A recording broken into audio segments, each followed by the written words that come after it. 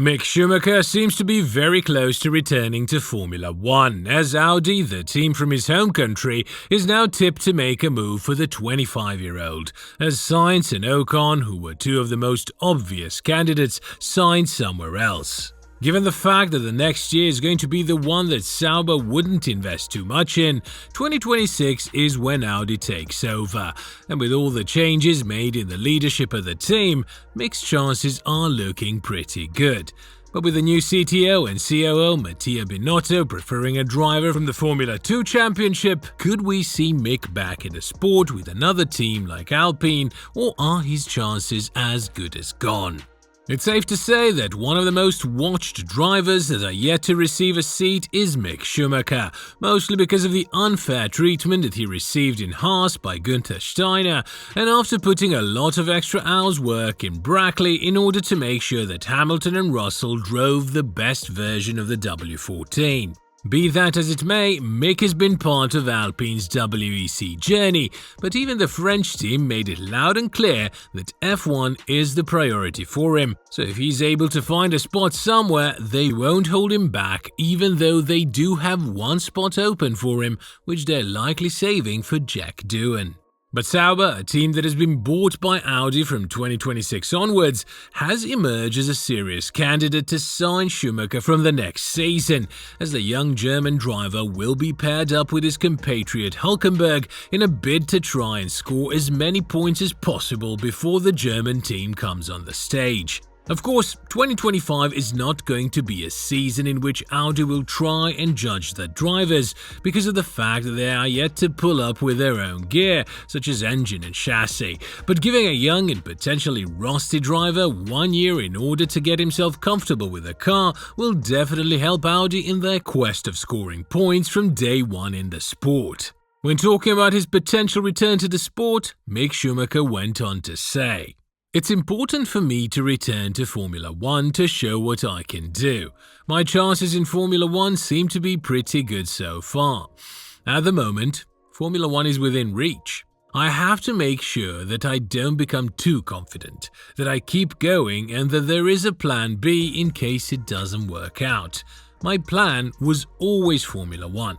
Now we have to wait and see what opportunities present themselves to me. I will wait for Formula 1 as long as necessary." Another potential team that has arisen as a great choice for Mick, apart from Audi, is Alpine, the team with which he's currently racing in the WEC Championship. However, with Jack Doohan looking very likely to secure the seat next to Gasly, it's questionable as to whether or not Mick will make it, but the former team boss Bruno Famin had a lot of praise for the German driver, saying that he ranks high among everyone in the team and that he will not rush the decision. They have all the time in the world and they will choose the lineup for 2025 patiently. After all, Mick is not their academy driver, and compared to Doohan, the experience and point scoring is the only thing that goes in his favour. 2 years in the worst team on the grid aren't really that big of a factor to make a decision between each other, but being the reserve driver in Mercedes and bringing all that knowledge with you definitely is.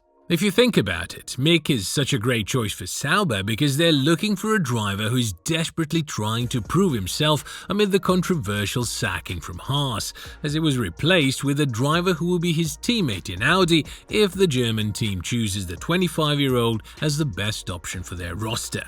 Obviously, Mick scored a lot of points back in the first half of 2022 in a car that was definitely questionable for the majority of the races, and despite outperforming Magnussen in the second half of the season, the fact that both of them finished outside the points made Steiner bring the decision to get rid of Schumacher and replace him with Hülkenberg. That turned out to be a great decision for Haas, who are now fighting for P6 in the Constructors' Championship, but that is under the new leadership of Ayao Komatsu, and many experts believe that the foundation of the 2024 early success is thanks to Günther's efforts late last season. Be that as it may, it's all in the past for Mick, as he's now eagerly waiting to see how everything will pan out for him, but a surprise candidate might snatch his seat in front of his nose, and that is Gabriel Bortoleto. The Brazilian driver is currently racing in Formula 2 and is having quite a stellar season, which is why he was caught by the radar of Mattia Binotto, as the Swiss wants to take the McLaren Academy driver to his team if there is a possibility to do so.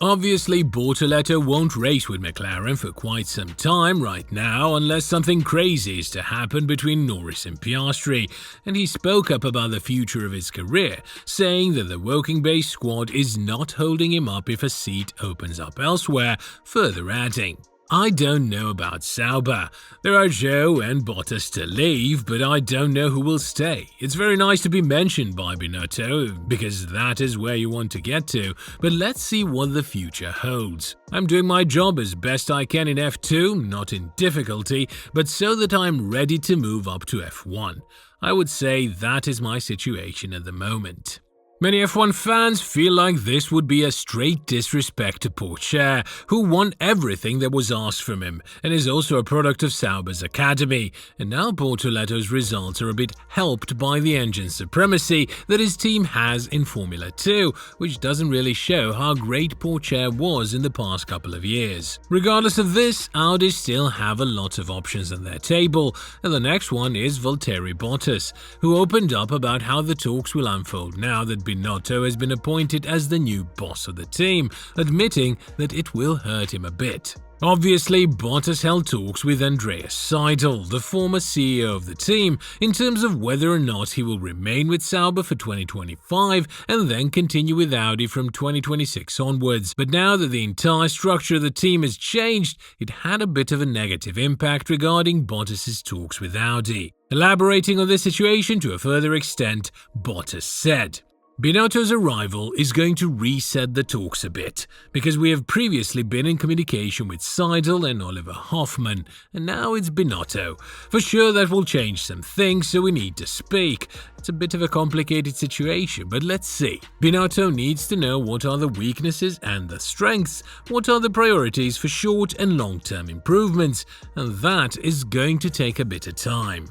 Bottas right now might seem like the best option for Audi because despite not scoring a single point with his teammate Joe, there is a lot that he could blame on the team and the poor pit stop strategies, as well as the lack of upgrades when it comes to competing for scrap points. Therefore, Audi's yet to decide whether they want to continue with a young driver like Schumacher, Bortoleto, or maybe even Lawson, or have two experienced drivers take them into 2026 with a strong note of self-confidence and knowledge about the car's behavior. Elaborating on this situation, Bottas said, "Obviously, some things are internal, but we know that compared to, let's say, the big teams, we're still lacking a bit of human power. There are certain areas that we definitely need to focus on, not only at the factory, but also with the car's performance. We're at the moment not where we need to be, and that's basically we needed some new upgrades and we need to head in the right direction." Another interesting option for Audi is definitely Liam Lawson. However, there seems to be a massive reshuffle in Racing Bulls and Red Bull from 2025 onwards, and Helmut Marko opened up that he will have an answer of where the New Zealander will end up in the next season. What Marko has been adamant about is that there are a lot of teams who would love to have Lawson on a loan, but that doesn't seem to work for them in any way whatsoever, which is why Audi might be stripped of this option sooner than expected. With all this in mind, where do you think Mick Schumacher will end up in 2025? And more importantly, do you think he will land an F1 seat with Audi or Alpine? Let us know in the comments below.